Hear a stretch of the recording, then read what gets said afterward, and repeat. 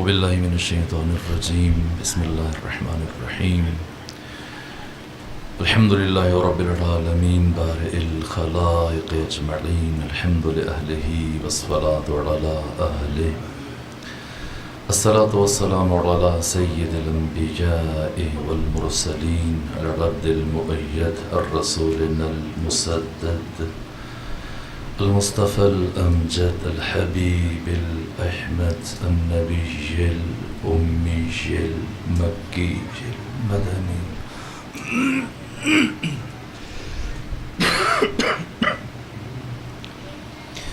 السراج المنير الكوكب الدري صاحب الوقار والسكينة المدفون بأرض مدينة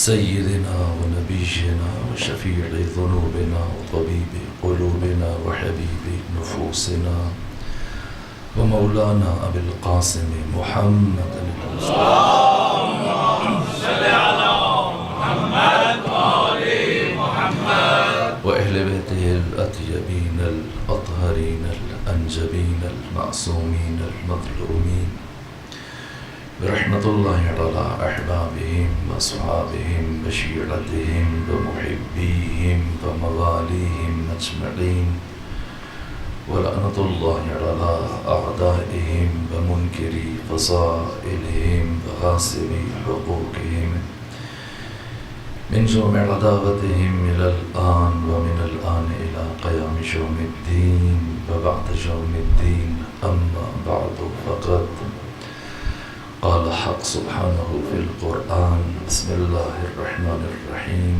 وقضى ربك ألا تعبدوا إلا إياه وبالوالدين إحسانا صلوات بيجي خاندان فاطمة اللهم صل على محمد وآل محمد مجھ سے میرے محترم میزبان صاحب خانہ نے یہ خواہش کی ہے کہ میں آج کی اس نشست میں والدین کے حقوق اور ان کے مقام اور عظمت کی طرف کچھ اشارہ کروں.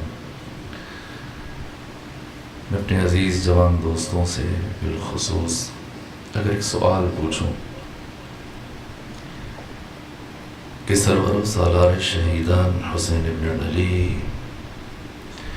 علیہ آلہ التحیت والثناء یزید کو ناپسند کرتے تھے. ہم بھی یزید کو ناپسند کرتے ہیں. ہم یزید سے نفرت کرتے ہیں, یزید کو اپنا دشمن سمجھتے ہیں اور ہم خود یزید کے لیے اپنی دشمنی رکھتے ہیں دلوں میں. اگر آپ جوانوں سے سوال کیا جائے کہ ہم یزید ابن معاویہ ابن ابو سفیان کو کیوں دشمن سمجھتے ہیں اور کیوں دشمنی رکھتے ہیں, تو شاید اس کا جواب یہ ہوگا چونکہ آقا حسین یزید سے دشمنی رکھتے تھے اس لیے. تو دوسرا سوال یہ ہے کہ پھر حسین ابن علی کیوں یزید سے دشمنی رکھتے تھے؟ ہم حسین کی وجہ سے یزید کے دشمن ہیں, خود حسین یزید کے دشمن کیوں ہیں؟ وہ یزید کا کردار, یزید کا عمل ہے, یزید کی زندگی, اس کا طرز بود و باش, اس کی معاشرت, اس کا طرز حیات. 28 رجب کی رات میں جب ولید بن عتبہ نے سید الشہداء سے یزید کی بیعت کا مطالبہ کیا, حضرت نے 4 کلمات اپنے تعارف کے لیے استعمال کیے اور 4 کلمات یزید کے تعارف کے لیے استعمال کیے. اپنے لیے فرمایا انا اہل بیت النبوہ ومعدن الرسالہ ومحل الرحمہ ومختلف الملائکہ.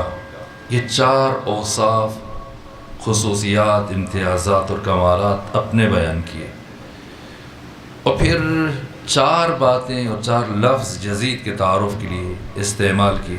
فرمایا وہ یزید رجل فاسق شارب الخمر قاتل النفس المحترمہ مؤلن بالفسق۔ سرور و سالار شہیدان حسین ابن علی علیہ آلہ قطعیت وطنہ نے یزید کے تعارف میں اسے پہچانوانے کے لیے جو پہلا لفظ استعمال کیا یہ لفظ فاسق ہے۔ اگر میں آپ سے استفسار کروں کہ فاسق کسے کہتے ہیں، فسق کیا ہے اور فاسق کون ہے، تو کیا فرمائیں گے؟ قرآن مجید نے فاسق کی جو تعریف کی ہے سورہ مبارکہ البقرہ میں، کون ہے فاسق؟ فرمایا الذین یقطعون ما امر اللہ بہ ان یوصل، اور دوسری بات وَيُفْسِدُونَ فِي الْأَرْضِ، فرمایا یہ فاسق ہے۔ فاسق کی پہلی علامت جسے قرآن نے بیان کیا یقطعون، قطع یقطع یقطعون، یقطعون یعنی قطع کرتا ہے، کاٹتا ہے، اس کے ہاتھ میں کینچی ہے۔ کسے کاٹتا ہے؟ ما، اسے، امر اللہ بہ، جس کا خدا نے حکم دیا، ان یوصل، کسے ملائے۔ یہ فاسق کی پہلی علامت ہے کہ اللہ نے جس کے ملانے کا حکم دیا ہے، فاسق اس پر کینچی چلاتا ہے، اس پر اثر انداز ہوتا ہے۔ سوال، خدا نے کس کے ملانے کا حکم دیا؟ سب سے پہلے مرحلے میں عبد اور معبود کا تعلق، اللہ اور بندے کا تعلق۔ پروردگار اس تعلق کو بہت مضبوط دیکھنا چاہتا ہے، اور اگر کوئی فرد اس تعلق پر اثر انداز ہونے کی کوشش کرے، اسے کمزور کرے، کینچی چلائے، یہ قرآن کی نگاہ میں فاسق ہے۔ کافر کی بھی قرآن کسی حد تک عزت کا قائل ہے، کافر کی غیبت کرنا جائز نہیں ہے، لیکن فاسق وہ بدترین گروہ ہے جس کی حق تعالیٰ کی بارگاہ میں کوئی کسی طرح کی عزت نہیں ہے۔ صرف فاسق وہ گروہ ہے جس کی آپ غیبت کر سکتے ہیں۔ یہ فاسق کون ہے؟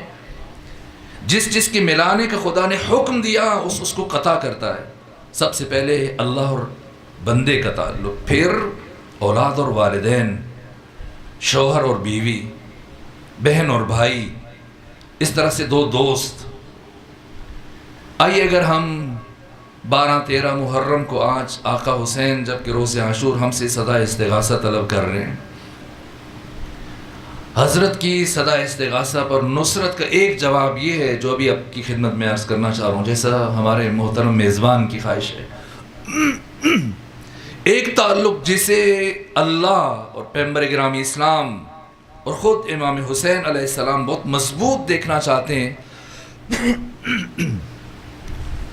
وہ تعلق اولاد اور والدین کا تعلق ہے۔ قرآن مجید کوئی ضخیم کتاب نہیں ہے جیسے آپ کے ہاں آپ کی گھروں میں، لائبریریوں میں، الماریوں میں کئی جلدوں پر مشتمل ضخیم کتابیں۔ بہار الانوار اس کی 110 جلدیں، وسائل الشیعہ کو دیکھ لیجئے، آپ کے گھروں میں یہ تفسیر نمونہ ہے، 27 جلدیں۔ قرآن جلدوں پر مشتمل نہیں، ایک کتاب ہے، 6236 جملے ہیں کل قرآن میں، یہ آیات ہیں قرآن کی۔ اور قرآن نے جزیات کو بیان نہیں کیا، اصول بیان کیے، اور اصولوں سے بھی بالاتر جوامع الکلم کو بیان کیا۔ جوامع الکلم یعنی جن سے خود آگے 20 اصول استنباط ہوتے ہیں، استخراج ہوتے ہیں، قوانین بنتے ہیں۔ اس کے باوجود قرآن نے بعض مسائل کو بار بار بیان کیا۔ ہمارے فروعات دین میں سے اور اہم ترین واجبات قرآن نے آدھی آیت میں ذکر کیا، پلٹ کے دوبارہ نام نہیں لیا، لیکن کچھ موضوعات کو قرآن نے پیہم بیان کیا، مسلسل بیان کیا، جن میں سے ایک موضوع والدین کا مقام، ان کی عزت، ان کی حرمت، ان کے حقوق ہیں۔ 14 مقامات پر پروردگار نے قرآن مجید میں یہ انبیاء کی دعاؤں کے علاوہ جہاں اللہ نے والدین کے حقوق کو بیان کیا، اور ان 14 میں سے 4 مقامات ایسے ہیں جہاں اللہ اپنی توحید کے اعلان کے فوراً بعد والدین کے مقام اور ان کی عظمت کو بیان کر رہا ہے۔ ان میں سے ایک مقام سورہ مبارکہ بنی اسرائیل کی آیت نمبر 23 اور 24۔ آپ آیت کا لب و لہجہ دیکھیں، آیت کا اسلوب دیکھیں، آیت کے اندر استعمال ہونے والے الفاظ دیکھیے، آغاز اور انجام۔ وَقَضَىٰ رَبُّكَ، تمہارے رب کا یہ قطعی فیصلہ ہے، حتمی فیصلہ ہے، اللہ تعبدو، کہ تم کسی کی عبادت نہ کرو، الا ایاہ، سوائے اس کے، وبالوالدین احسانا، اور والدین کے ساتھ نیکی کرو، احسان کرو۔ یہ اردو والا احسان نہیں، عربی میں احسان سے مراد یہ ہے ایسی نیکی جس میں 3 عناصر موجود ہوں۔ پہلی بات کہ اس کے لیے کہنا نہ پڑے، اگر کوئی کہے اور انجام دی جائے وہ نیکی، اس کو احسان نہیں کہیں گے۔ بن مانگے اپنے والدین کی ضرورتوں کا احساس کرنا، یہ پہلا رکن ہے۔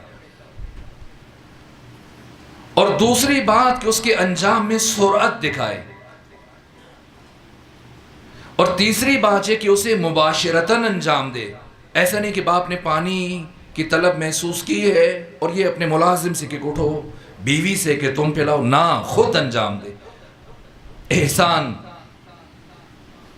اور اس کی مزید بھی وضاحت ہے لیکن آگے بڑھیں گے ہم۔ وَبِالْوَالِدَيْنِ إِحْسَانًا اِمَّا يَبْلُغَنَّ عِنْدَكَ الْكِبَرَ، اگر تمہاری زندگی میں بوڑھے ہو جائیں، احدہما، دونوں میں سے ایک، او کلاہما، یا دونوں، فلا تقل لہما اف، خبردار اپنی زندگی میں کبھی انہیں اف نہ کہنا، ولا تنہرہما، کبھی انہیں نہ جھڑکنا، وقل لہما قولا کریما، ان کے ساتھ ہمیشہ نرم لہجے میں گفتگو کرنا، وَاحْفِظْ لَهُمَا جَنَاحَ الذُّلِّ مِنَ الرَّحْمَةِ، اور اپنے دونوں شانے، اپنے دونوں کندھے انتہائی ادب کے ساتھ ان کے سامنے جھکا کے رکھنا، اور جب جب ان کے چہروں پر نگاہ پڑے خدا سے کیا مانگنا، وَقُلْ رَبِّ ارْحَمْهُمَا كَمَا رَبَّيَانِي صَغِيرًا، اے پروردگار تو ان دونوں پر اسی طرح سے رحمت نازل فرما جس طرح سے ان دو نے بچپنے میں میری پرورش کی، میری تربیت کی۔ گلے کی برہمی کے باوجود میں کوشش کروں کچھ مطالب آپ خدمت میں عرض کرنے میں کامیاب ہو سکوں۔ سب سے پہلا سوال یہ ہے کہ والدین کی اطاعت کو پروردگار نے کیوں واجب قرار دیا؟ جب امام چہارم سے یہ سوال پوچھا گیا، فرزند رسول نے فرمایا کہ جن 2 وجوہات کی بنا پر اللہ کی پرستش اور بندگی واجب ہے، انہی 2 وجوہات کی بنا پر والدین کی اطاعت اور فرمانبرداری واجب ہے۔ ہم پر اللہ کی پرستش اور بندگی اور عبودیت کیوں واجب ہے؟ پہلی وجہ اللہ ہمارا خالق ہے، اور دوسری وجہ اللہ ہمارا رب ہے۔ یہ فرزند حسین فرما رہے ہیں، اگر اللہ صرف ہمارا خالق ہوتا اور رب کوئی اور ہوتا تب بھی بشر پر اللہ کی بندگی واجب نہیں تھی، اور اگر خالق کوئی اور ہوتا اور اللہ ہمارا رب ہوتا تب بھی اللہ کی بندگی واجب نہیں تھی۔ کیوں واجب ہے؟ خالق بھی ہے، رب بھی ہے۔ پہلے پروردگار نے ہمیں عدم سے وجود دیا، نہیں سے ہے بنایا، اور خلعت وجود سے آراستہ کرنے کے بعد اللہ نے ہمیں ہمارے حال پر نہیں چھوڑا، پھر ہماری ربوبیت کی، پھر ہمیں پالا، ربوبیت کی، اس لیے اللہ کی پرستش بشر پر واجب ہے۔ خالقیت اور ربوبیت باہم یہ سبب الوہیت ہے۔ تو والدین کی اطاعت کیوں واجب ہے؟ امام نے فرمایا انہی دو وجوہات کی بنا پر۔ کیوں؟ اس لیے کہ والدین اللہ کی ان دونوں صفات کے مظہر ہیں۔ صفت خالقیت پروردگار اس کائنات میں متجلی ہوئی کس کے ذریعے سے؟ والدین کے وسیلے سے۔ اور صفت ربوبیت پروردگار آشکار ہوئی اس کائنات میں کس کے ذریعے سے؟ والدین کے ذریعے سے۔ والدین کے ذریعے سے اللہ نے ہمیں عدم سے وجود دیا، نہیں سے ہے بنایا، خلق کیا، اور خلق کرنے کے بعد پھر ان والدین کے ذریعے سے پروردگار نے ہماری پرورش کی، ہماری تربیت کی۔ ان دو وجوہات کی بنا پر والدین کی اطاعت واجب ہے، یہ پہلی بات۔ اور اب دوسرا سوال کہ جب اللہ والدین کی اطاعت کو ہم پر واجب کر رہا ہے اور خود اپنی اطاعت کو بھی اللہ نے بشر پر واجب قرار دیا، تو یہ دو اطاعتیں کیا یہ دو اطاعتیں ایک ہیں؟ نہ، ٹکرا سکتی ہیں، کبھی بھی ان میں تصادم ہو سکتا ہے۔ خدا بندے سے کچھ اور چاہے اور وہ بندہ اگر کسی کا بیٹا ہے والدین کچھ اور مانگ لے، اس ٹکراؤ کی صورت میں کس کی بات مانی جائے؟ نہ تفصیل بیان کروں گا، جلدی نہ دکھائی۔ صرف اللہ اور محمد و آل محمد کی اطاعت میں وحدت ہے، یہ حق تعالیٰ کی مشیت کے مظہر ہیں۔ یہ 14 وہی چاہتے ہیں جو وہ چاہتا ہے۔ وما تشاؤون الا ان یشاء اللہ، یہ صرف وہ چاہتے ہیں جو خدا چاہتا ہے۔ باقی ہمارے والدین کوئی بھی ایسی بات خواہش کر سکتے ہیں جو خدا کی مرضی سے ٹکرائے، تو کیا کریں؟ یہاں پر 5 صورتیں ہیں، 5 حالتیں ہیں۔ ہمارا کوئی بھی کام ان 5 حالتوں سے باہر نہیں ہے۔ جو بھی ہم کرتے ہیں صبح سے لے کے شام تک اور شام سے لے کے صبح تک، یا واجب ہے، یا حرام ہے، یا مکروہ ہے، یا مباح جائز ہے، یا مستحب ہے۔ مستحب ایسا کام جس کے کرنے میں ثواب ہے اور اگر نہ کریں تو گناہ نہیں۔ مکروہ ایسا کام جسے ترک کرنے میں ثواب ہے، چھوڑنے میں ثواب ہے۔ جیسے رات میں کھڑے ہو کے پانی پینا مکروہ ہے، قبروں کے کتبے پڑھنا مکروہ ہے، 2 خواتین چل رہی ہیں ان کے بیچ میں سے گزرنا مکروہ ہے۔ مکروہ وہ کام اگر اسے چھوڑا جائے تو اس کے چھوڑنے میں ثواب ہے۔ یہ وضاحت ضروری تھی۔ ہمارا کوئی بھی کام ان 5 حالتوں سے باہر نہیں ہے، واجب ہے، حرام ہے، مکروہ ہے، مباح ہے، مستحب۔ ان 5 میں خدا کہاں ہے؟ میں فقہ اہل تسنن، بخاری، مسلم، ترمذی، ابن ماجہ، ابو داؤد، ان احادیث کو اور فقہ اہل تسنن کو مد نظر رکھ کر اور فقہ اہل تشیع سب کو دیکھ کے یہ بات کرنے لگا ہوں اور یہ قانون دینے لگا ہوں آپ کو۔ ان 5 میں سے خدا کہاں ہے اور والدین کہاں ہیں؟ ان 5 میں سے صرف 2 میں اللہ پہلے ہے اور والدین بعد میں۔ باقی 3 میں اللہ نے خود والدین کو پہلے رکھا ہے اور خود کو بعد میں رکھا ہے۔ صرف واجب اور حرام میں اللہ کی اطاعت مقدم ہے۔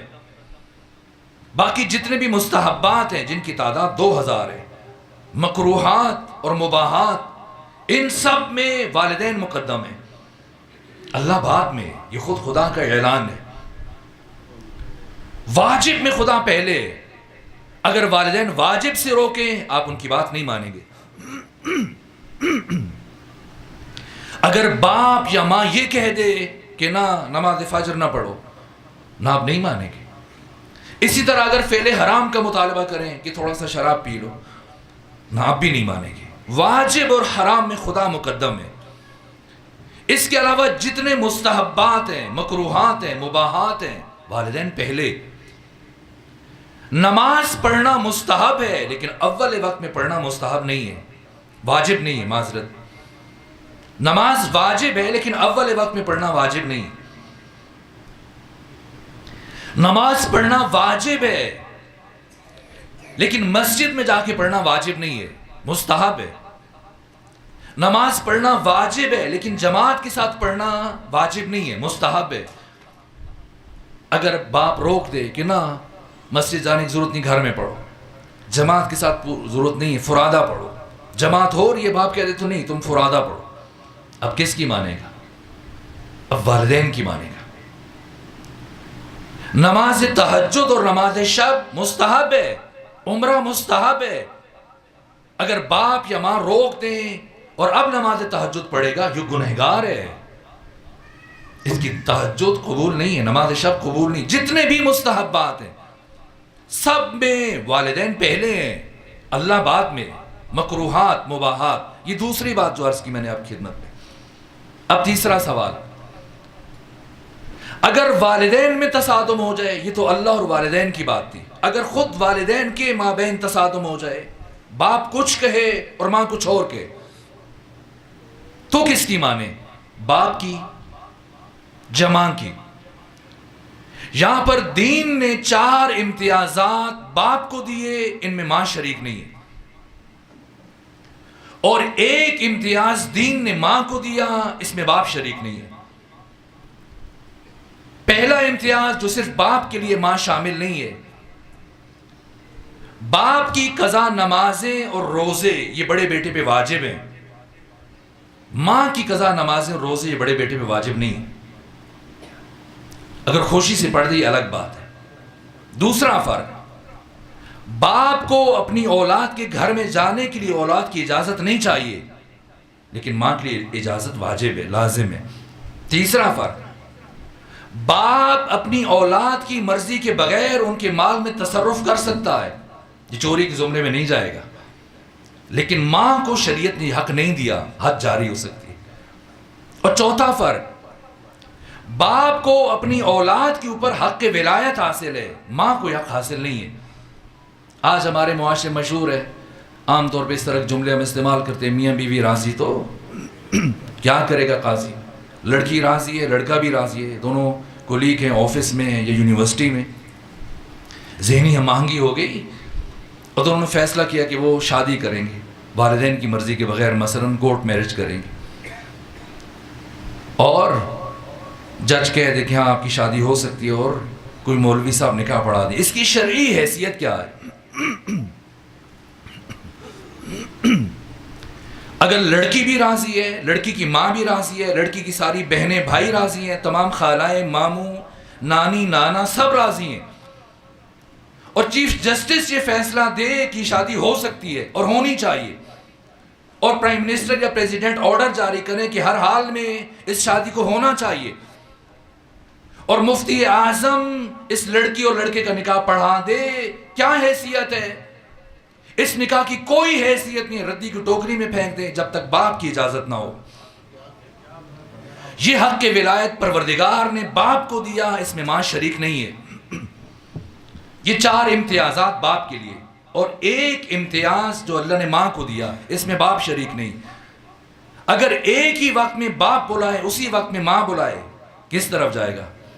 امام چہاروں نے فرمایا ماں کی طرف۔ پوچھا کہ کیوں؟ کہ اس لیے ایک تو اس نے حمل کی اور ولادت کی زحمتوں کو برداشت کیا، دوسرا اس کا دل نرم ہے، اگر انکار کرے گا اس کے دل کو تکلیف پہنچے گی۔ یہ تیسری بات، کتنے حقوق بیان کیے دین نے، قرآن نے، سنت نے اور شریعت نے والدین کے لیے۔ ان حقوق کی تعداد 80 ہے، 40 کا تعلق والدین کی زندگی سے ہے، 40 کا تعلق والدین کے دنیا سے چلے جانے کے بعد سے ہے۔ زندگی میں آپ والدین سے آگے نہیں چل سکتے، ان کے دشمنوں سے دوستی نہیں کر سکتے، ان کے غم میں آپ اپنی خوشی نہیں منا سکتے، ان سے اونچی جگہ پر نہیں بیٹھ سکتے، ان کو حکم نہیں دے سکتے۔ مثلا باپ بیمار ہیں، شوگر کے مریض ہیں، ان کے لیے میٹھا مضر ہے، بیٹا ڈاکٹر ہے، اور باپ اگر میٹھا کھانا چاہتا ہے، بیٹا زبردستی نہیں کر سکتا، یہ حکمن نہیں کہہ سکتا، التماس کر سکتا ہے، درخواست کر سکتا ہے کہ بابا یہ آپ کے لیے اچھی نہیں۔ 10 حقوق کا تعلق مال سے، 10 کا زبان سے، 10 کا جسم سے، یہ سارے آپ کتابوں میں دیکھ سکتے ہیں۔ یہ 40 حقوق جن کا تعلق والدین کی زندگی سے ہے، اور 40 حقوق جن کا تعلق والدین کی دنیا سے چلے جانے کے بعد سے بہت سارے افراد زندگی میں والدین کی مطیع رہے لیکن ان کے دنیا سے چلے جانے کے بعد ان کی وہ حقوق ادا نہ کرنے کے باعث نافرمان ہوئے، عاق ہو گئے. اور بعض افراد جو زندگی میں والدین کے حقوق ادا نہ کر سکے لیکن ان کے مرنے کے بعد متوجہ ہو گئے، ان کے حقوق ادا کیے، اب یہ فرمانبردار شمار ہوں گے اللہ کے. 5ویں بات، کیا کوئی انسان ان حقوق سے مستثنا ہے، معاف ہے کسی کو؟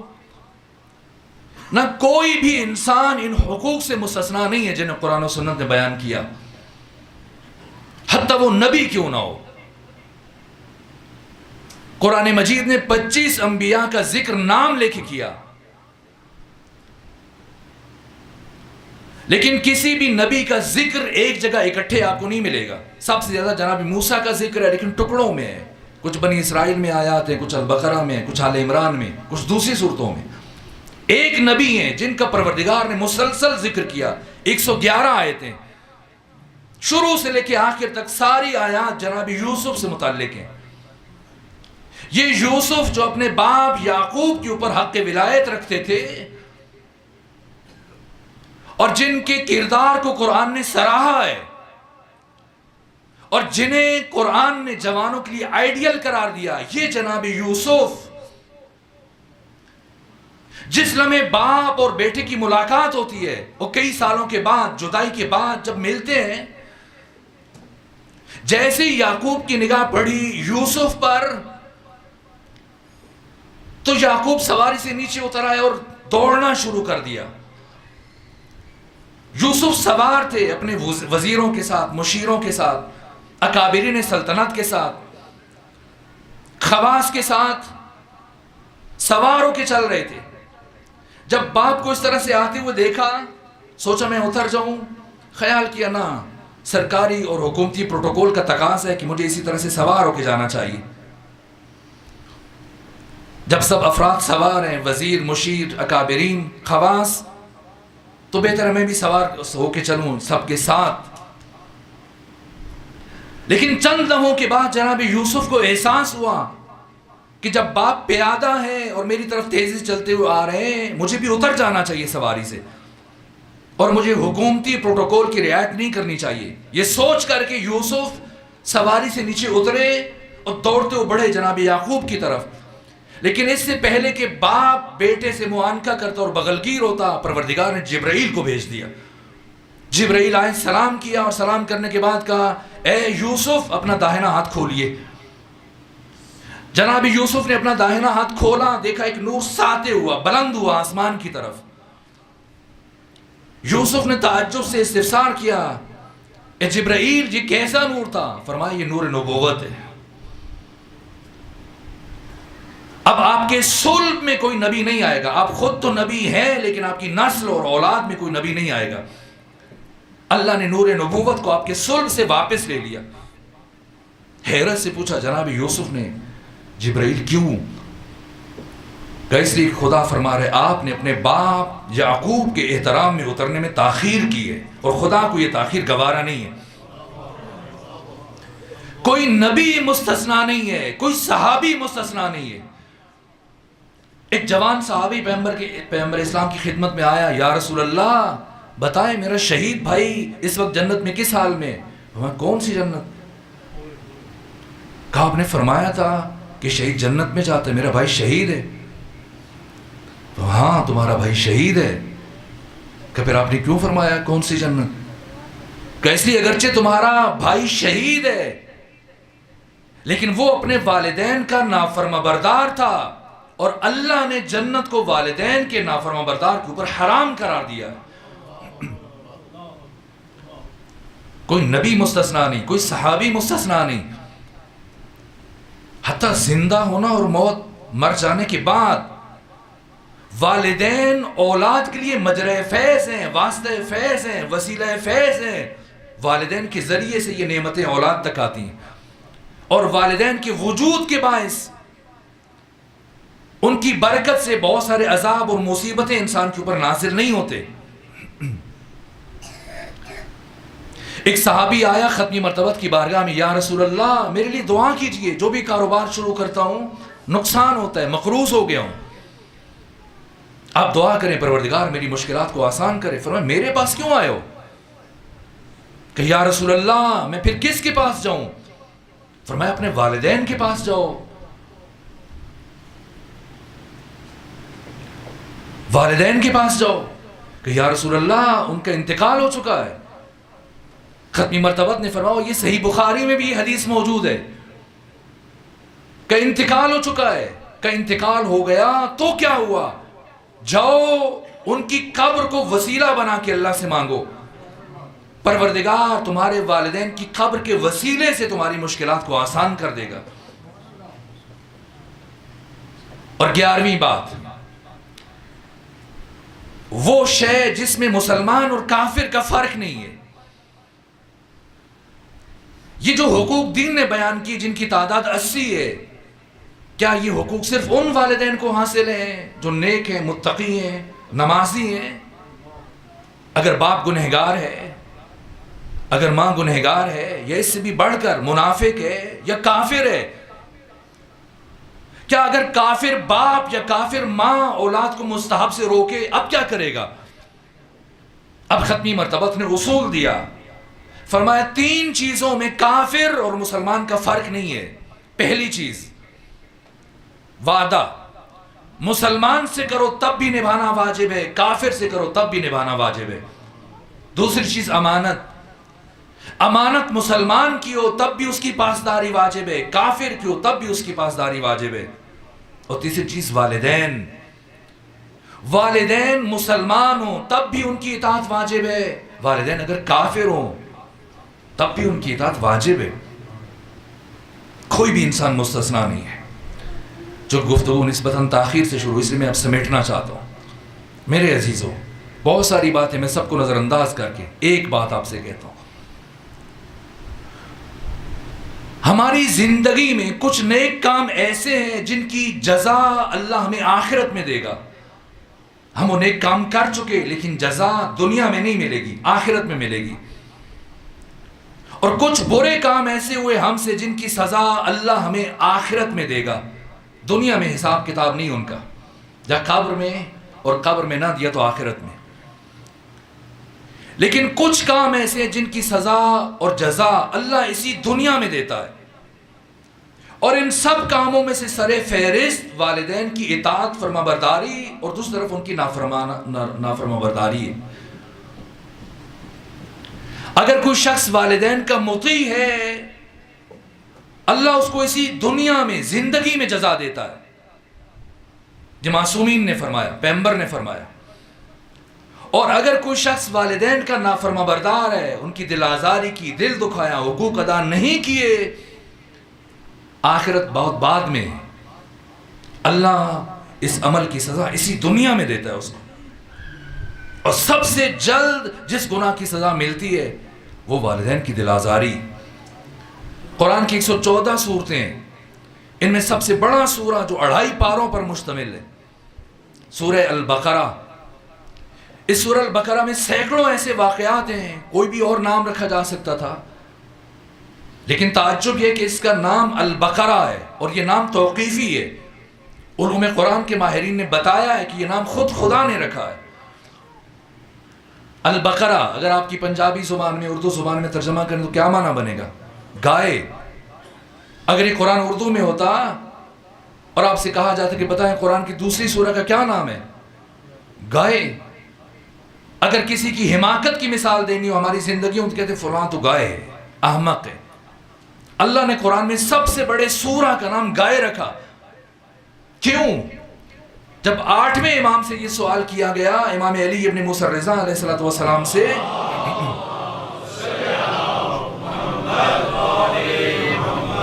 تو حضرت نے فرمایا، کہا کہ یہی بات کہ اللہ کچھ چیزوں کی جزا اسی دنیا میں دیتا ہے، اور پروردگار نے ایک جوان کو اس کے عمل کے صلے کی جزا دینی تھی، اس لیے یہ گائے کا واقعہ پیش آیا۔ اور نام گائے اس لیے رکھا تاکہ انسان جیسی قرآن کھولے اس سورہ کو فوراً اس بات کی طرف متوجہ ہو جائے. اس سورہ کے باقی مضامین اپنی جگہ، لیکن اللہ یہ چاہتا ہے سب سے پہلے جب بھی یہ نام سنے یا اس سورہ کو پڑھے فوراً اس بات کی طرف متوجہ ہو جائے.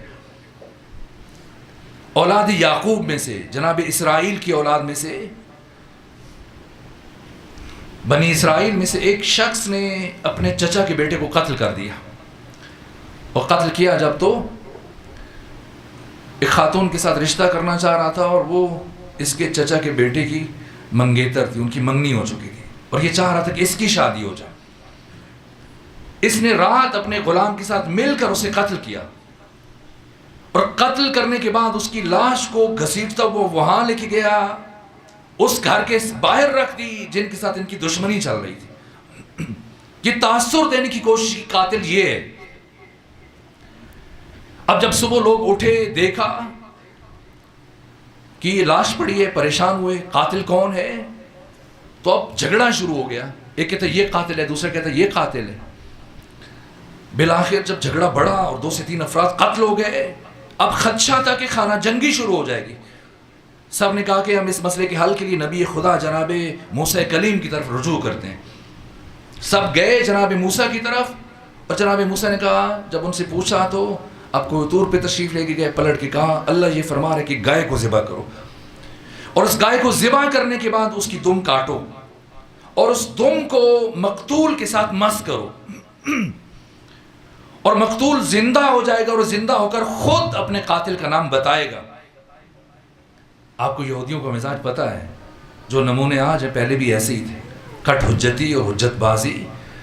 یہ اب بہانہ جوئی سے کام شروع کیا. کہا اے نبی خدا بتائیں، اب ٹالنا چاہتے ہیں نا بات کو، تو کہا بتائیں گائے کیسی ہونی چاہیے، جوان ہو بوڑھی ہو. کہا لا فارض ولا بکر اوان بین ذالک، نہ بوڑھی ہو نہ بچی ہو، درمیانی ہو. رنگ کیسا ہو، فاقع لونھا تسر الناظرین. اور باقی خصوصیات حضرت جواب دیے. جب کوئی سوال نہ بچا، قرآن نے فرمایا فَافْعَلُوا مَا تُؤْمَرُونَ، اب جو تمہیں حکم دیا گیا اس پہ عمل کرو. اب کیا کرتے؟ چاروں ناچار ڈھونڈنا شروع کیا، تلاش کرنا شروع کیا، اور تلاش کرتے کرتے پورے خطے میں یہ گائے صرف ایک جوان کے پاس ہے. اور یہ جوان کون ہے؟ ایک تاجر ہے. تاجر ہے، اور یہ جوان کیا کرتا ہے؟ تجارت کرتا ہے. کسی کے ساتھ اس نے معاملہ طے کیا، اور اب جنس لینی ہے اور مال دینا ہے، ان کو رقم دینی ہے. تو جب رقم اٹھانے کے لیے گیا اس قفسے کی صندوق کی چابی اٹھانے کے لیے، تو وہ چابی باپ کے تکیے کے نیچے تھی، اور باپ سو رہا تھا. اب یہ گیا، اس نے سوچا کیا کروں، اگر میں نے چابی نکالی باپ کی آنکھ کھل جائے گی، اور باپ جاگ گیا، آرام خراب ہوگا، تو کیا کروں؟ کیا میں اس فائدے سے دستبردار ہو جاؤں، ان کو واپس بھیج دوں، یا باپ کو جگاؤں؟ پھر سوچا مال دنیا ہے، پھر مل جائے گا، میں اس مال دنیا کے لیے باپ کے آرام کو خراب کروں یہ مناسب نہیں. پلٹ گیا، ان سے عذر خواہی کی، کہا میں نے یہ معاملہ نہیں کرنا آپ کے ساتھ. ان کا تمہیں فائدہ ہوگا، کہا فائدہ ہے لیکن مجھے فائدہ نہیں چاہیے. اور جب باپ جاگا، اسے پتہ چلا کہ بیٹے نے میرے آرام کی خاطر اپنے یقینی فائدے کو ٹھکرا دیا، تو خوش ہو کے دعا دی، اور پھر کہیے میرے پاس ایک گائے ہے، یہ تحفے میں رکھ لو، تمہیں کام آئے گی. اب یہ وہی گائے ہے جس میں یہ ساری خصوصیات جمع ہیں. اور اب بنی اسرائیل چاہتے ہیں کہ جوان بیچے، لیکن کہتے ہیں یہ تو میرے باپ کی یادگار ہے، میں نے نہیں بیچنی. اب انہیں موقع ملا، کہا اے موسیٰ کلیم جب یہ نہیں بیچنا چاہتا تو آپ اجازت دیں ہم کوئی سی گائے ذبح کریں. فرمایا نہ، اللہ چاہتا ہے یہی گائے. بنی اسرائیل نے کہا اگر یہی گائے مطلوب ہے تو پھر اس سے کہیں کہ بیچے، یا میں اجازت دیں ہم دوسری گائے ذبح کریں. حضرت نے فرمایا میں سفارش کرتا ہوں. سفارش کی، کہا اے نبی خدا میں آپ کے احترام میں یہ گائے دینے کے لیے آمادہ ہوں. اب سوال ہوا کہ قیمت کیا ہو؟ جناب موسیٰ کلیم نے کہا میں خدا سے پوچھ کے بتاؤں گا. اور جب استفسار کیا بارگاہ احدیت میں، خدا نے فرمایا بنی اسرائیل سے کہو اس گائے کو ذبح کرو، ذبح کرنے کے بعد اس کا پیٹ چاک کرو، اور جتنا اس کے چمڑے کے اندر، کھال کے اندر سونا سما سکتا ہے یہ اس کی قیمت ہے. اب چیخے کہ یہ کیا، کہ یہ امر خدا ہے. امام رضا نے اپنے صحابہ سے فرمایا جانتے ہو اللہ نے ایسے کیوں کیا؟ اگر اللہ نے قاتل کا نام بتانا ہوتا براہ راست قاتل کا نام بتا دیتا. یہ گائے کی بات کیوں کی پروردگار نے؟ اس لیے کہ پروردگار قاتل کا سراغ دینے کے ساتھ ساتھ ایک جوان کو اس کے والدین کی اطاعت کا صلہ اسی دنیا میں دینا چاہتا تھا. اور یہ تصویر کا ایک رخ ہے. اگر دوسرا پہلو دیکھیں تو ایک بوڑھا صحابی اپنے بیٹے کو لے کے آیا پیغمبر کے پاس کہ یا رسول اللہ یہ میرا خیال نہیں رکھتا، میری ضروریات پوری نہیں کرتا، جب بھی کچھ مانگتا ہوں مجھے کپڑے چاہیے، مجھے خوراک چاہیے، بہانہ جوئی کرتا ہے. دار علی کے پاس اس کے پاس رقم ہے. خاتم الدعوت نے فرمایا انت و مالک لابیک، تو تمہارا مال دونوں تمہارے باپ کا ہے، خیال رکھو. کہ یا رسول اللہ میں مشکلات کا شکار ہوں، خود مقروض ہوں، میں ان کا کیا خیال کروں؟ حضرت نے فرمایا تو اپنے اس مال کے ذریعے سے اپنی دنیا بھی بنا سکتا تھا، آخرت بھی بنا سکتا تھا، لیکن تو عنقریب دوسروں کے لیے مقام عبرت بننے والا ہے. اور باپ سے کہا کہ آئندہ اس بیٹے سے نہ مانگنا، جب بھی ضرورت ہو میرے پاس آنا. بیت المال سے اس کا وظیفہ معین کر دیا، رخصت کیا. وہ جوان کی مثال جو آپ کے سامنے عرض کی، اور اب یہ جوان یہ گیا وہاں سے خوش کے چلے، اب جان چھوٹ گئی پکی. اور 3 سے 4 دن کے بعد جب اس نے معاملہ کیا، یہ کھجوروں کا بزنس کرتا تھا، تو اس نے رقم لی اور اب کھجوریں منتقل کرنی ہیں. جب گودام کھولا سب میں کیڑا پڑ چکا ہے. اب پیسے واپس کیے اور اضافی رقم خرچ کر کے گودام کو خالی کروایا، اور پھر بیمار پڑ گیا اور بچی کچی رقم اپنے علاج معالجے پہ خرچ کی اور صحت یاب نہ ہو سکا. اب کھانے کے لیے بھی کچھ نہیں ہے، فاقے ہیں گھر میں، بیماری بھی ہے، اور کچھ دن میں یہ ہڈیوں کا ڈھانچہ بن چکا ہے اور اب اسے چلنا مشکل ہے. ایک دن ختمی مرتبہ صحابہ کرام کے ساتھ جا رہے گلی میں، اور سامنے سے یہی صحابی آ رہا ہے اس حال میں کہ ہڈیوں کا ڈھانچہ بن چکا ہے، کبھی بیٹھتے ہو کبھی اٹھتا ہے اور دیوار کا سہارا لے کے چل رہا ہے. پیغمبر رک گئے اور اپنے صحابہ سے فرمایا اگر کوئی اپنے والدین کے نافرما بردار کو دیکھ کر عبرت حاصل کرنا چاہتا ہے تو اس جوان کو دیکھو. یہ اپنے مال کے ذریعے سے اپنی دنیا کو بھی بچا سکتا تھا، آخرت کو بھی بنا سکتا تھا، لیکن ان قریب یہ مرے گا، اور جب مرے گا تو ہمیشہ کے لیے جہنم کی آگ میں جلے گا. یہ نمازیں، یہ روزے، یہ عبادات، یہ گریہ و بکا کچھ کام نہیں آئے گا اگر والدین ناراض ہیں. اور یہ میں نہیں کہہ رہا، فرزند حسین فرما رہے ہیں کہ جو شخص اپنے والدین کا نافرما بردار ہے، جاؤ اسے علی زین العابدین کا پیغام پہنچاؤ. جتنی چاہے نمازیں پڑھ سکتا ہے پڑھ لے، جتنی عبادت کر سکتا ہے کر لے، اور جتنی دعائیں مانگ سکتا ہے مانگ لے. اللہ کی بارگاہ میں نہ تمہاری کوئی نماز قبول ہوگی، نہ کوئی تمہاری دعا مستجاب ہوگی.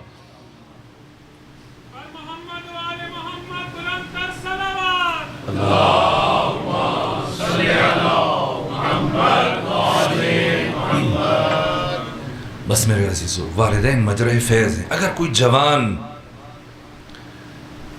یا کوئی بھی فرد چاہتا ہے کہ اسے زندگی میں، اس کی زندگی میں برکت ہو، اس کی زندگی میں خوشی ہو، اس کے مال میں برکت ہو، اسے اچانک موت نہ آئے، اسے مرنے سے پہلے پروردگار توبہ کی توفیق عطا کرے، اس کی اولاد اس کی مطیع اور فرما بردار ہو، اللہ اس کی عبادات کو قبول فرمائے، اسے قبر میں مشکل اور پریشانی کا سامنا نہ ہو، حساب و کتاب اور سوالات میں آسانی ہو. اگر کوئی چاہتا ہے کہ قیامت کے دن اسے شفاعت محمد و آل محمد نصیب ہو، اگر چاہتا ہے کہ جنت میں انبیاء کا ہم نشین بنے، تو اس کے لیے سب سے بڑا عمل جو اپنی زندگی میں انجام دے سکتا ہے وہ والدین کی اطاعت ہے، والدین کی فرمانبرداری ہے، والدین کی عزت ہے. حق تعالی ہم سب کو اپنے والدین کا مطیع اور فرمانبردار بننے کی توفیق عطا فرمائے. میں زیادہ آپ کو زحمت سماعت نہیں دینا چاہتا. یہ والدین علماء اخلاق اور علماء اور محققین نے اور مفسرین نے انسان سازی کے جو عوامل ذکر کی، ان کی تعداد 6 ہے. میں ایک جملہ عرض کروں اور یہ جملہ روح قرآن ہے، جوان اسے لوح دل پہ نقش کریں اور یاد رکھیں اس جملے کو کہ ہم انسان پیدا نہیں ہوئے، ہم انسان بننے کے لیے پیدا ہوئے ہیں۔ اور انسان سازی کے جو عوامل ہیں ان کی تعداد 6 ہے، یہ 6 فیکٹرز ہیں، 3 ہڈن ہیں، 3 اوپن ہیں، 3 عوامل خفی، 3 عوامل جلی۔ عوامل خفی ہڈن فیکٹرز ایک توفیق، دعا اور توارث صفات جینز، اور عوامل جلی سماج، سوسائٹی، استاد اور والدین۔ ان 6 میں سے قوی ترین عامل والدین، اور والدین میں سے قوی ترین عامل انسان سازی کا وہ ماں کا وجود ہے۔ ماں انسان سازی کا کارخانہ ہے، اور یہ جو پیغمبر خاتم نے فرمایا کہ جنت ماں کے قدموں کے نیچے ہے، یہ جنت ہر ماں کے قدموں کے نیچے نہیں ہے، جنت صرف ایسی ماں کے قدموں کے نیچے ہے جو اپنی اولاد کو جنتی بنانے کی صلاحیت رکھتی ہے۔ ہر خاتون اس قابل نہیں ہے کہ وہ ماں بن سکے۔ یہ ماں انسان سازی کا کارخانہ ہے۔ بڑی بڑی شخصیتیں 8,500 سالہ انسانی تاریخ میں، اسلام سے پہلے اور اسلام کے بعد، اگر آپ ان کی کامیابی کا سب سے بڑا عامل تلاش کرنا چاہیں تو ان کے والدین بالخصوص ماں کا وجود ہے۔ یہ ماں ہے جو کرداروں کو تراش کے اس رفعت و اوج، عروج، معراج اور بلندی پہ پہنچا دیتی ہے کہ انسان قیامت تک پھر ایسی شخصیات کی قامت اور بلندی کا اندازہ نہیں کر سکتا۔ اگر علماء کی دنیا سے مثال دوں، شیخ مرتضیٰ انصاری، یہ شیخ مرتضیٰ انصاری وہ شخصیت جن کی لکھی ہوئی کتابیں رسائل اور مقاصد، آج مجتہدین یہ بات کہتے ہیں کہ اگر کوئی طالب علم ہمارے پاس آئے اور ہمارے سامنے بیٹھ کر رسائل اور مقاصد کو حل کر دے اور ہمیں یقین ہو جائے کہ 2 کتابیں اس کو آ گئی ہیں، ہم اسے اجتہاد کی سند دے دیں گے۔ یہ کون ہے شیخ مرتضیٰ انصاری؟ یہ شیخ مرتضیٰ انصاری وہ فقیہ اور وہ مجتہد اور وہ عالم جسے دونوں اماموں نے، پہلے امام نے بھی اجتہاد کی سند دی، آخری امام نے بھی اجتہاد کی سند دی۔ امام زمانہ سائل کے انداز میں گئے، جا کے 40 سوال پوچھے شیخ مرتضیٰ انصاری سے، اور 40 سوالوں کے جب درست جواب دیے، امام زمانہ اٹھے اور فرمایا یا شیخ انت مجتہد حقا، زمانے کا امام گواہی دے کے جا رہا ہے بتحقیق تو مجتہد ہے۔ اور پہلے امام مولا متقیان، اس وقت یہ قوم کا حوزہ نہیں تھا، ابتدائی تعلیم لوگ پڑھتے تھے جوان قوم میں، پھر اعلیٰ تعلیم کے لیے نجف میں جاتے تھے۔ نجف میں اس وقت جو درس خارج چل رہا تھا جس میں شرکت کر کے لوگ مجتہد بنتے ہیں، وہ شیخ مرتضیٰ انصاری کا درس تھا۔ ایک جوان قوم سے گیا اور جا کے درس خارج میں بیٹھا، اب بیٹھا درس میں تو کچھ سمجھ نہیں آ رہا، سوچا آج نیا دن ہے، پہلا دن ہے، تھکا ہوں، اس لیے سمجھ نہیں آ رہی باتیں، کوئی بات نہیں کل سمجھ میں آ جائے گا۔ لیکن دوسرے دن بھی کچھ سمجھ نہ آیا، یہاں تک کہ کافی دن گزر گئے، آہستہ آہستہ اس میں یاس اور نومیدی پیدا ہونا شروع ہوئی۔ اب پریشان ہوا کہ شاید میں کبھی ان کا درس نہیں سمجھ پاؤں گا۔ یہ اٹھا اور مولا متقیان کے روزے پہ چلا گیا، دعائیں مانگتا رہا کچھ دن، لیکن کیفیت میں بدلاؤ نہیں آیا۔ ایک دن گیا حضرت کے روزے پہ، بہت گریہ کیا، توسل کیا، کہا آقا آپ باب مدینۃ العلم ہیں، آپ بشریت کی مشکل کشا ہیں، کیا اپنے مہمان کو اپنی بارگاہ سے خالی ہاتھ واپس بھیج دیں گے؟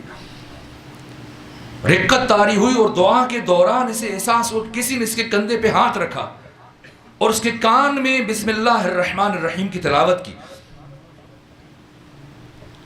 متوجہ ہو گئے کہ کون سی ہستی ہیں جنہوں نے کان میں بسم اللہ کی تلاوت کی۔ خوش ہوا، گھر چلا گیا، بے تابی سے رات گزاری، صبح کو انتظار کر رہا ہے۔ اور صبح ہوئی، اب شیخ کے درس میں پہنچا، وہ درس جس کی ایک بات سمجھ میں نہیں آتی تھی، آج جیسے شیخ مرتضیٰ نے درس شروع کیا، یہ کھڑا ہو گیا اٹھ کے، کہا جناب شیخ سوال ہے۔ شیخ مرتضیٰ نے ان کے سوال کا جواب دیا، اس نے سوال کے اندر سے پھر ایک اور سوال نکال دیا، یہاں تک اسی سوال و جواب میں ساری گفتگو ختم ہو گئی۔ دوسرے دن، تیسرے دن، ہفتہ گزر گیا اور سب حیران، جی کیسا طالب علم ہے، کتنا ذہین، آج تک کسی نے شیخ مرتضیٰ انصاری کو روکا نہیں اور یہ ان کی بات آگے نہیں بڑھنے دے رہا ہے. یہاں تک کہ ایک ہفتہ 8 دن گزرنے کے بعد شیخ مرتضیٰ انصاری درس پڑھانے کے بعد عقبی دروازے سے گھر چلے جاتے تھے، لیکن اس دن جب ممبر سے اترے اپنے ہزاروں شاگردوں کی صفوں کو چیرتے ہوئے آگے بڑھے اور اس جوان کے قریب آئے اور اس کے کندھے پہ ہاتھ رکھے، اس کے کان میں ایک ایسی بات کہی جس کے بعد وہ زمین پہ بیٹھ گیا اور شیخ باہر نکل گئے. سب افراد اس جوان کے گرد اکٹھے ہوئے. بتاؤ شیخ نے تمہیں کیا کہا ہے؟ کہا کیا بتاؤں؟ شیخ مرتضیٰ نے آج مجھے وہ بات کہی، یا خدا جانتا ہے یا ایک ہستی کو پتا ہے یا میں جانتا ہوں. کہا کیا کہا؟ سارا واقعہ بتایا اور کہا جناب شیخ نے میرے کان میں یہ کہا کہ اتنا نہ اتراؤ اور غرور علمی میں مبتلا نہ ہو جاؤ اور مجھے درس پڑھانے دو اور تکبر علمی کا شکار نہ ہو جاؤ، اس لیے کہ جس ہستی نے تمہارے کان میں بسم اللہ کی تلاوت کی ہے اسی ہستی نے میرے کان میں پورے قرآن کی تلاوت کی ہے. یہ شیخ مرتضیٰ انصاری جب یہ مجتہد بنے، بس میں بات ختم کر رہا ہوں، تو خواتین ان کی ماں کے پاس آئیں. جب یہ مرجع بنے ان کی تقلید شروع ہوئی. کہا آپ کو مبارک ہو، آپ کا بیٹا مرجع بن گیا. دنیا تشیع میں ان کی تقلید شروع ہو گئی. انہوں نے مبارکباد وصول کی. ایک خاتون جو زیادہ باہوش تھیں انہوں نے کہا کہ آپ تو ایسے مبارکباد وصول کر رہی ہیں جیسے کوئی بڑی بات نہیں ہوئی ہے. کہ آپ کا بیٹا نائب امام بن گیا، مرجع بن گیا، شیخ اعظم انصاری بن گیا، تقلید ہو رہی ہے پوری اسلامی دنیا میں. کہ اگر میرا بیٹا نبی بن جاتا تب بھی مجھے تعجب نہ ہوتا. اس نے حیرت سے پوچھا کیوں، ایسی کیا خاص بات ہے؟ کہ تم نہیں سمجھ پاؤ گی، صرف اتنا سن لو. جتنا عرصہ یہ بچہ میرے شکم میں رہا میں ہمیشہ باوضو رہی، ہمیشہ رزق حلال کھایا. اور جب یہ دنیا میں آیا سردیوں کی ٹھنڈی راتوں میں جب یہ دودھ کے لیے جاگتا تھا، روتا تھا، میں سے روتا چھوڑ کے اٹھ کے چلی جاتی تھی. پہلے غسل کرتی تھی، وضو کرتی تھی، 2 رکعت نماز پڑھتی تھی، جناب سیدہ زہرا کو ہدیہ کرتی تھی. اس کے بعد آ کے اسے دودھ پلاتی تھی. اتنی زحمتوں کے بعد اگر یہ فقیہ بن گیا، مرجع بن گیا تو کون سی بڑی بات ہے. یہی وجہ تھی جب ماں کا انتقال ہوا شیخ مرتضیٰ تھاڑے مار کے رو رہے تھے. امامہ اتار دیا. آپ کا ایک شاگرد آگے بڑھا، کہا کہ اس طرح سے رونا مناسب نہیں. آپ اتنے بڑے فقیہ، مرجع اور عالم ہیں، پوری دنیا تشیع جمع ہے، لوگ آپ کے بارے میں کیا سوچیں گے کہ آپ صبر کا مظاہرہ نہیں کر رہے. کہ تم نے کیا کہا؟ میں کون ہوں؟ کہ آپ نائب امام ہیں، آپ شیخ اعظم ہیں، آپ مرجع وقت ہیں. کہ تمہیں پتہ ہے کہ جو کچھ میں ہوں کس کی وجہ سے ہوں اور کس کی محنت کے صلے میں یہ بن سکا؟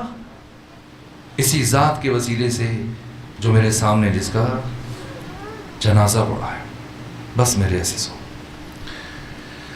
آپ تاریخ میں جو بڑی بڑی شخصیتیں دیکھیں گے، ہر شخصیت کی کامیابی میں سب سے بڑا کردار اس شخصیت کی ماں کا ہے. اور تاریخ انسانی میں جس شخصیت پر انسانیت کو ناز ہے، اب میرے گلے میں سکت نہیں ہے کہ میں تفصیل سے بیان کروں، بس 2 جملے عرض کروں تاکہ مجلس مکمل ہو جائے. حضرت ابو الفضل العباس، جناب عباس کسی گروہ یا فرقے کی میراث نہیں ہے. شیعہ یہ نہ سمجھے کہ عباس صرف ہمارے ہیں، نہ. علامہ تقی جعفری فرماتے ہیں کہ ان 8,500 سالوں میں تاریخ انسانی میں اب تک 21 تہذیبیں گزر چکی ہیں، اور ان 21 تہذیبوں میں الگ الگ قدریں ہیں، ویلیوز ہیں اور الگ ہیں. لیکن ایک قدر اور ویلیو وہ ہے جسے ہر عصر میں ہر انسانی تہذیب نے سب سے زیادہ پسند کیا، اور اس ویلیو کا نام ہے وفا.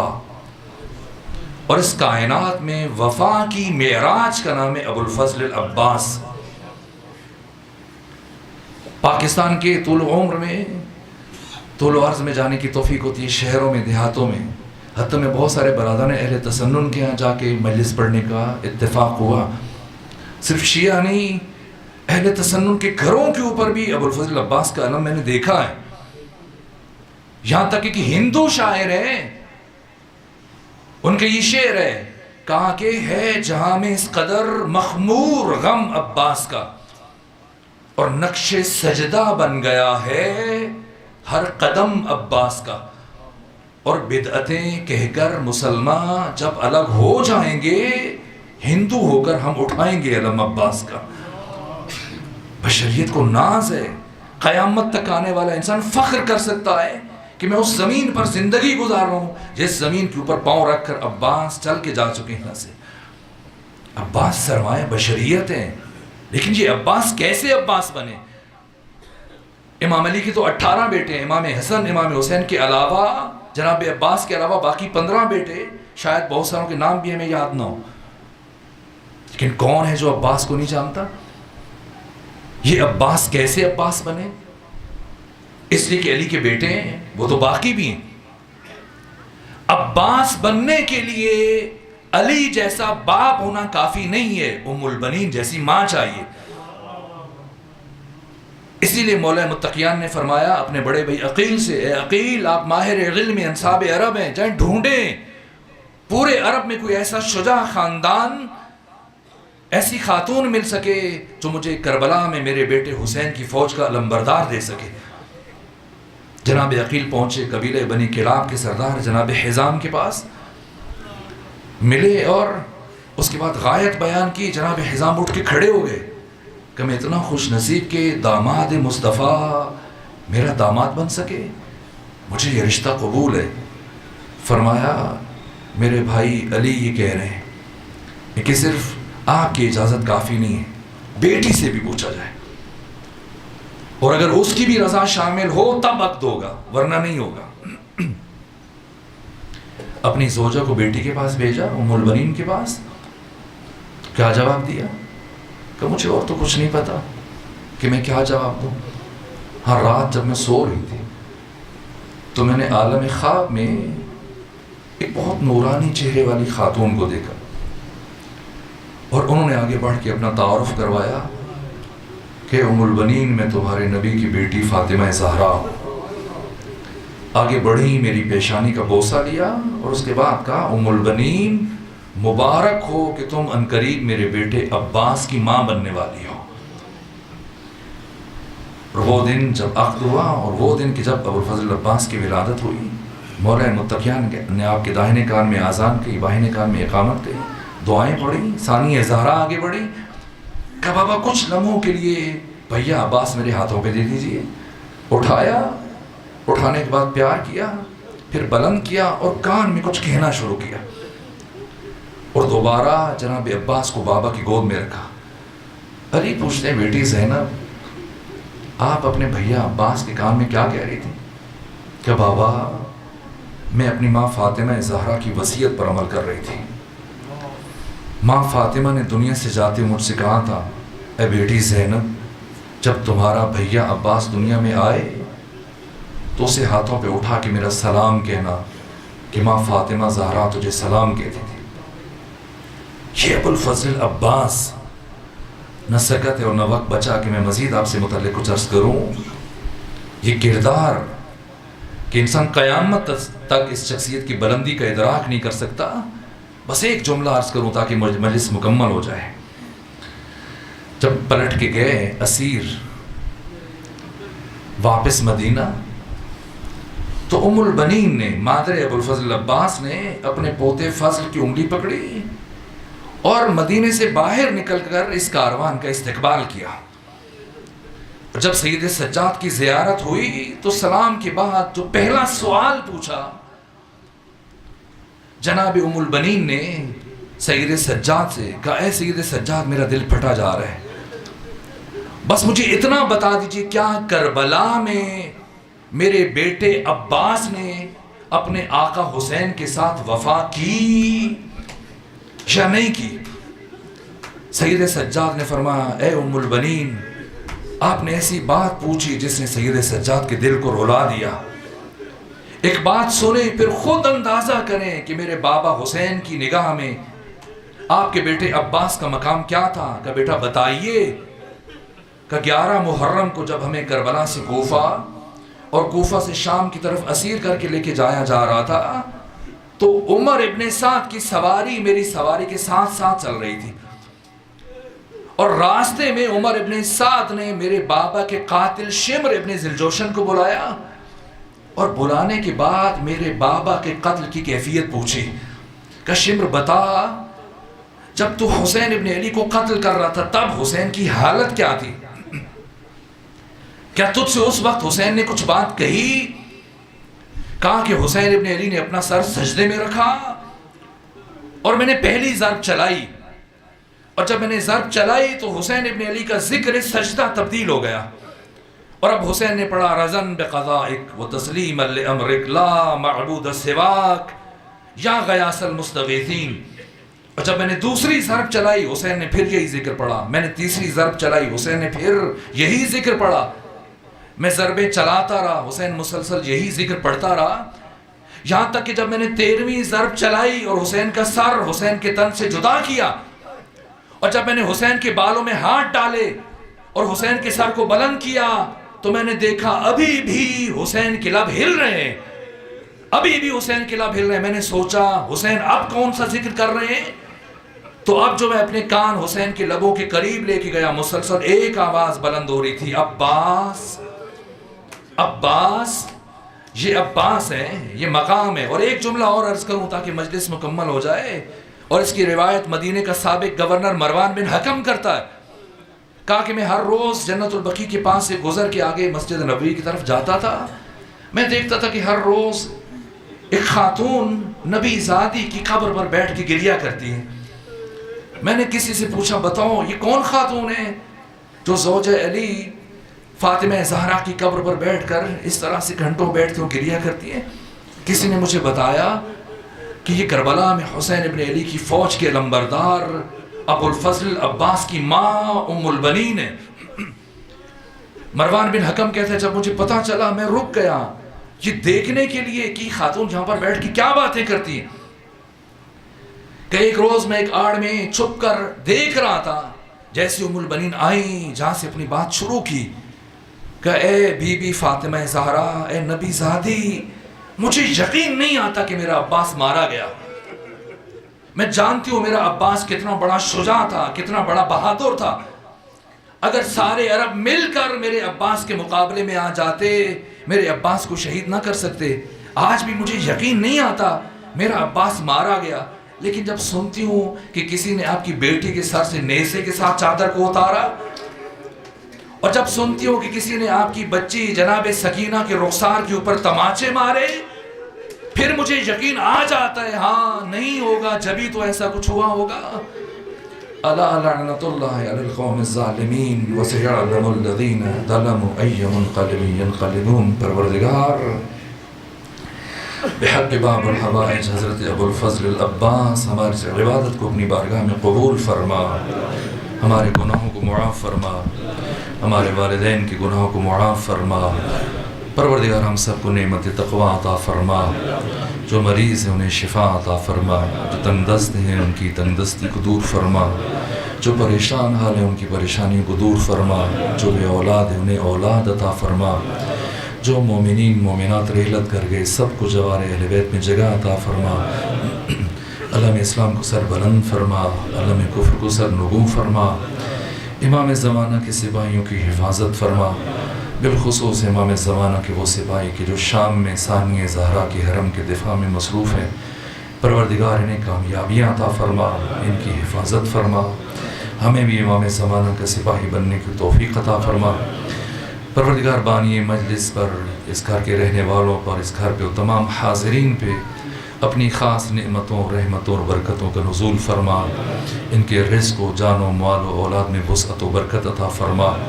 پروردگار اس گھر کو تمام مصیبتوں اور پریشانیوں سے دور، محفوظ اور مامون فرما، ہماری تمام دعاؤں کو اپنی بارگاہ میں مستجاب فرما۔ رحم اللہ من قرأ الفاتحہ۔